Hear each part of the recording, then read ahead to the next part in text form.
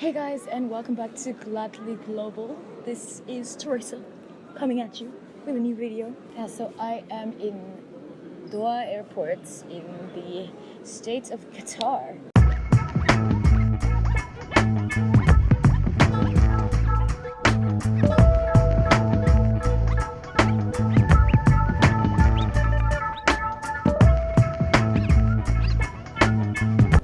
It's my first time here and I'm not coming out, so I'm in the airport. Honestly, I've had like the worst airport experience this month, like this week, this day, today, this last whatever time. And I'm gonna make a video about that too, so look out for that when I tell you about my worst airport experience ever. But what I have realized through this horrible experience is that I'm very good at traveling. I'm G as hell.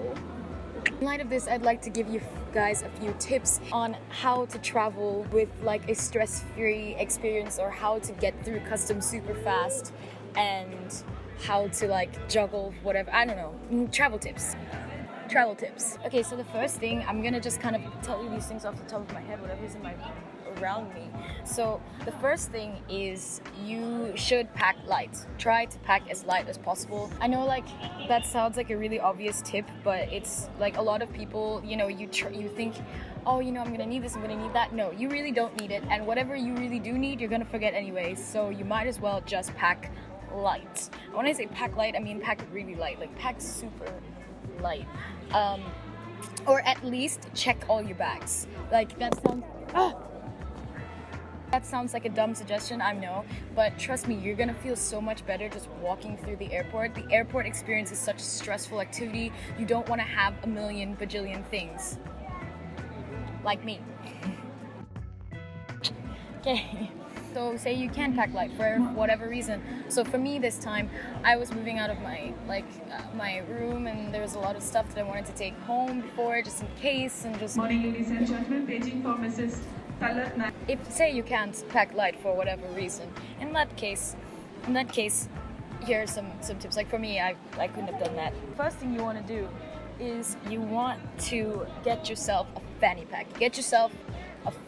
Now, I know fanny pack sounds really super lame and no one wants to wear a fanny pack, but like the best thing about it is that if you're only allowed one carry-on piece, you can like hide it under a jacket and no one will notice, and you can stuff quite a lot of shit in there. So what I do is, I don't actually have a fanny pack per se, but I have this sweater that was gifted to me by my friend. It's just like a regular hoodie, except it's got this huge ass kangaroo pouch at the bottom.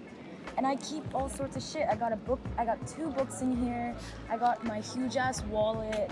I got two batteries. I have this one and this one. 2 massive batteries. And I have wet wipes, some chocolate, some stickers, a hair roller, just all sorts of shit that I fit in here. And honestly, I could fit more. Obviously, you look awkward and whatever, but if you want to pack... Fashion at the airport is no longer a thing, so chuck that one out if you want to be like a good traveler. Chuck the fashion thing out. Get yourself a konken, or a bag that at least has like a little clip, or you can buy a little clip that goes on the top. So I use I use this bag because a lot of stuff goes into it despite it being small, as well as the fact that it's perfectly like weight aligned, so my back doesn't start killing me at first. I used to have like tremor pains after a flight because of how much my back would hurt, like to the point where I couldn't stand up straight. After getting one of these, I don't have that problem anymore. No matter how much weight I put in there, it actually even helps me because it like kind of like aligns my shoulders back. But the best thing about this bag is that the top is like this, right? So you can like take it and clip it at the top, so you can like hang a bunch of shit. So I got a speaker, got a hat, I got like my whole ass toiletries, this huge ass thing that couldn't fit my bag. I have it, I just take this, I put it under the strap, and it all just like attaches on top of it, so it's technically one piece, even though it's like 3 pieces. The other thing that's great about this bag is it's got like a little seat pad, so you can pop down on any like spot, and so you can like sit and feel a little comfy if you're uncomfortable about sitting on the floor. That's always a great thing. So the next thing is, got this bag right here, this lovely bag, and basically what I do is, if you can tell, I've got 2 jackets on it, So I'm going Finland. Finland means cold. It's jättekallt. So, you know, I'm gonna get this thing, I have this thing so that when I'm in the plane, I can use these because everybody knows that plain blankets don't actually work. If you thought a plain blanket worked, you're wrong. It doesn't help at all. So I have this one, and then I have this one for when I get outside. Because guess what? It doesn't fit inside my bag. So instead, what do? I tie it around here, and I put my camera bag on top, and then I can walk with this without having it all over my body and whatever. And it's pretty quick. Once you get to security, you just gotta disassemble. My next tip is to listen very careful to the security people. The security people are gonna tell you, take out your laptop, take out your iPad, take out your cameras. Not every airport is the same. Most airports are really different with that. So actually, you should do it even faster. So here at Qatar, they asked you to take out your cameras, your iPad, and your laptop. So I already started.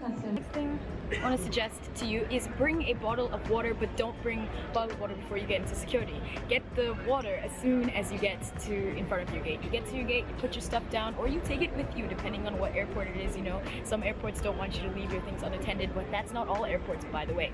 So once you get in, you just go and you buy yourself a bottle of water. Buy yourself a snack, but most importantly, buy yourself a bottle of water, because you do not, the cups that they give you in a plane is like this big, and you do not want, you don't want them coming to you every 5 seconds. You're gonna have to call them every 5 seconds. Hi, can I get some water? Do you know how dry it is in a plane? Very dry. Just buy myself a bottle of water. It says, next thing, actually, on the note of dryness, I have these. I don't want to take it out, but I have these face masks, and I always put a face mask on in the plane, in the beginning and in the end. I did not do it. I mean, if I'm sleeping, obviously I don't do it, but I try to. At the very least, like that hour before landing, I always put a face mask on because I'm dry as hell, and you know I need to do that. Yeah, and it'll replenish your skin a bit, because like being in recycled air, not sleeping properly, sitting in planes for hours, your skin looks awful by the time you get to the airport. Next tip is definitely have one of these. I know it looks dumb, and if you're gonna walk around with it, people are gonna judge you. I know.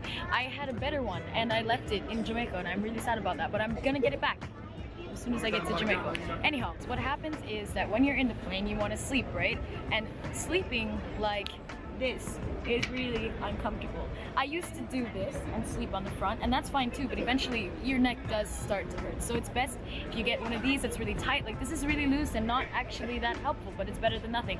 You get one of these, and that way when you sleep, you can be like, and you're still comfortable, and you can do this, and you're still comfortable, your neck is still straight, and you won't have pain later on. So yeah, it's not just grandmas that do that. You should have one too. I used to judge my grandmother for that all the time, but I was wrong. Do I have any more tips for you? I'm trying to think. Don't be too uptight about what you're bringing. Don't be too uptight. Put all your valuables in your carry-on, because in the end you'll almost most definitely be able to carry the things in your carry-on. Stuff in your suitcases, there's always some kind of hiccups. I'm not even going to go into it because I had to leave so much stuff this time, but it's fine.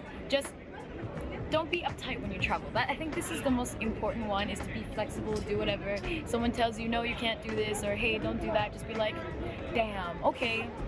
But yeah, you know, just go with the flow, do what you can. That will make you a lot less stressed. Wear socks.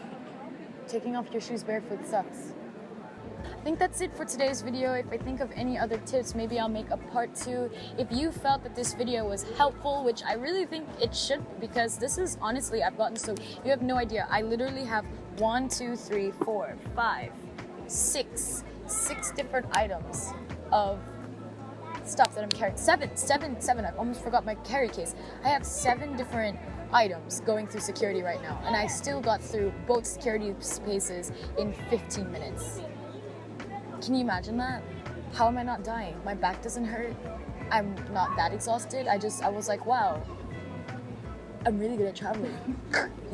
If this video was helpful, go ahead and give it a thumbs up and write me in the comments down below, this was helpful, thank you, or make another one, or you're a piece of shit, Teresa, this wasn't helpful at all. Just put something down in the comments down below, and I will see you guys in Helsinki, because I'm going to Helsinki, yeah, okay. Bye.